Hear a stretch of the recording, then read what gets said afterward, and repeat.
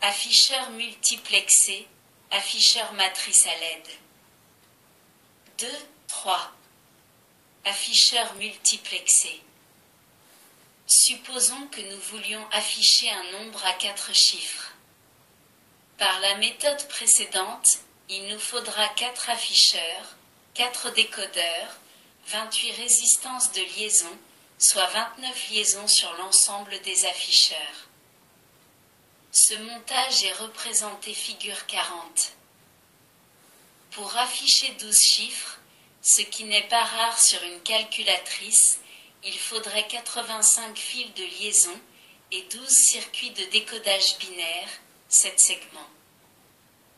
Afin de simplifier le câblage, il existe des afficheurs à plusieurs chiffres dits multiplexés. La figure 41 représente le schéma interne d'un afficheur multiplexé. Le principe de ces afficheurs est très simple. Les diodes LED ont un temps de réponse très court et de toute façon plus court que celui de l'œil humain. La persistance rétinienne de l'œil ne permet pas de percevoir le scintillement d'une lampe dont la période de récurrence est inférieure à 20 millisecondes, valeur indicative pour un rapport cyclique de 1. Il suffit donc d'envoyer successivement sur les lignes bus A, B, C, D, E, F, G, les codes correspondant aux chiffres à afficher et ce de manière cyclique, unités, dizaines, centaines, milliers, unités, dizaines, centaines, milliers, unités. Et ainsi de suite. On appelle ligne bus un ensemble de conducteurs permettant de distribuer simultanément l'information à plusieurs circuits.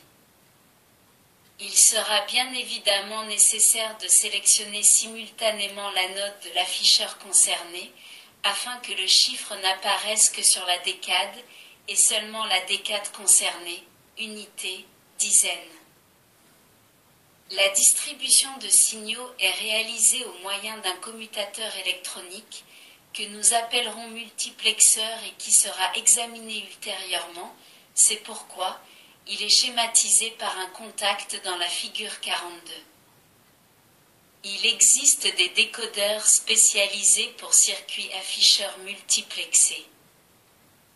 La figure 43 montre l'utilisation d'un tel décodeur.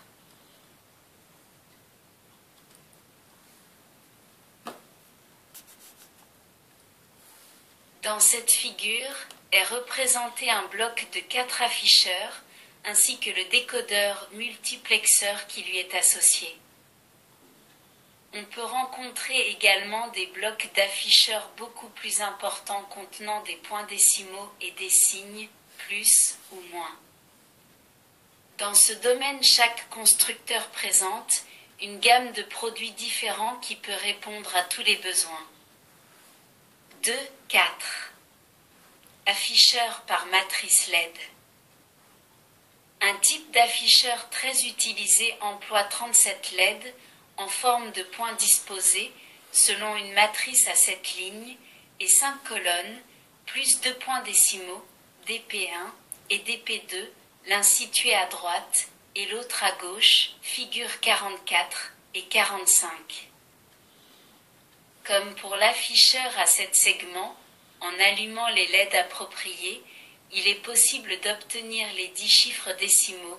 De plus, grâce au nombre de LED plus important, il est possible de représenter d'autres caractères parmi lesquels toutes les lettres de l'alphabet et différents signes comme plus, moins, barre oblique, virgule et d'autres encore, comme représenté à la figure 46. Ces afficheurs nécessitent, du fait du plus grand nombre de LED, des circuits de décodage plus complexes. En ce qui concerne la commande de ces circuits, il est facile de comprendre que vu le principe de la matrice à diodes, figure 44, si l'on veut par exemple éclairer les diodes aux intersections ligne 3, colonne 3 et ligne 4, colonne 4, on allumera forcément la diode située ligne 4 colonne 3.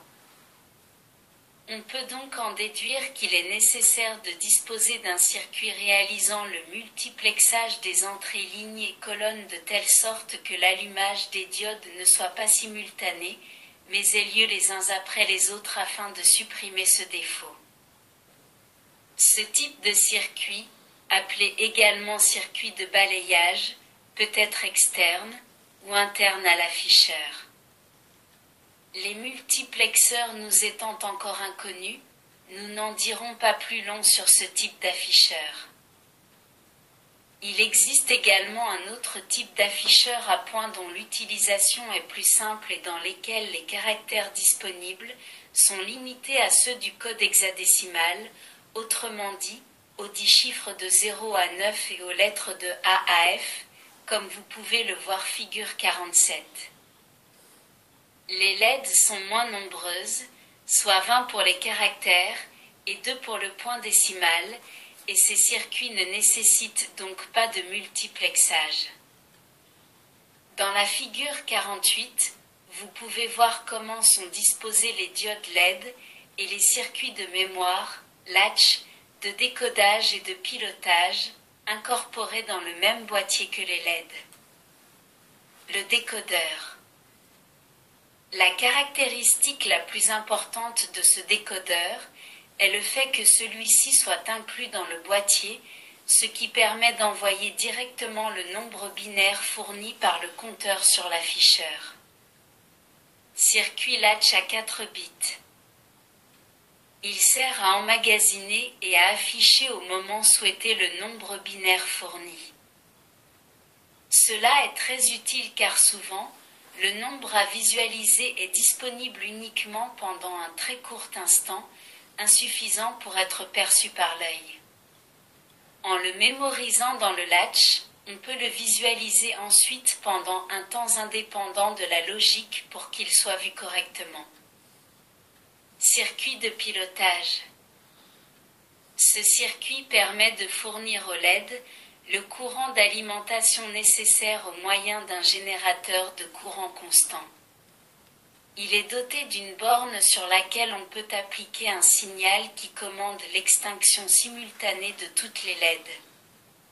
Ceci est très utile lorsque des nombres à plusieurs chiffres doivent être affichés avec un afficheur indépendant pour chaque chiffre. Dans le cas où l'on veut afficher un nombre très inférieur à la capacité maximale de l'afficheur, ce nombre apparaîtra avec un ou plusieurs zéros à gauche. Par exemple, avec 4 afficheurs, le nombre hexadécimal que l'on peut afficher sera FFFF. Un nombre beaucoup plus petit L23 apparaîtra sous la forme 0023. Le nombre affiché est parfaitement compréhensible, mais l'on peut souhaiter pour des raisons d'esthétique supprimer ces zéros. Dans ce cas, en agissant sur l'entrée d'extinction, on peut les effacer. 2, 5. Autre type d'afficheur. 2, 5. 1. Autres afficheurs à LED. Il existe également d'autres types d'afficheurs à LED à 9, 14 ou 16 segments, figure 49A. À chaque fois, il suffira de disposer du décodeur adéquat. Le plus évolué, 16 segments, permet toutes les représentations alphanumériques. Il existe des afficheurs dits afficheurs à dépassement, appelés parfois demi-digits. Ces afficheurs ne comportent que 5 segments et servent à indiquer le signe plus ou moins, ainsi que le chiffre 1. Dans un voltmètre à affichage numérique par exemple, le premier afficheur, le plus à gauche, sera demi-digit. La figure 49B représente un affichage de 3 digits plus un demi-digit. 2, 5. 2. Les afficheurs à cristaux liquides. Les afficheurs à cristaux liquides, ou LCD, Liquid Crystal Display, comprennent des segments comme les afficheurs à LED. A. Physique des cristaux liquides. Certains corps, bien que liquides, possèdent une structure proche de celle des cristaux solides. Ils sont caractérisés par un alignement spécifique de leurs molécules. On distingue 3 types de structures. L'état smectique. Les molécules se répartissent en couches qui s'empilent régulièrement les unes sur les autres. Il se présente actuellement aucun intérêt industriel, figure 50A. L'état cholestérique. Dans chaque plan, les molécules sont parallèles. Lorsque l'on passe successivement d'un plan à un autre, l'axe des molécules tourne d'un angle constant. De ce fait, on appelle cette structure en hélice, figure 50B.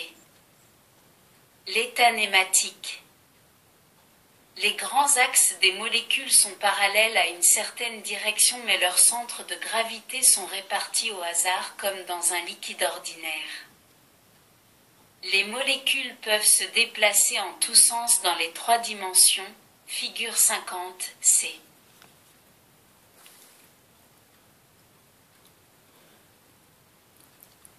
Merci de votre écoute. À bientôt.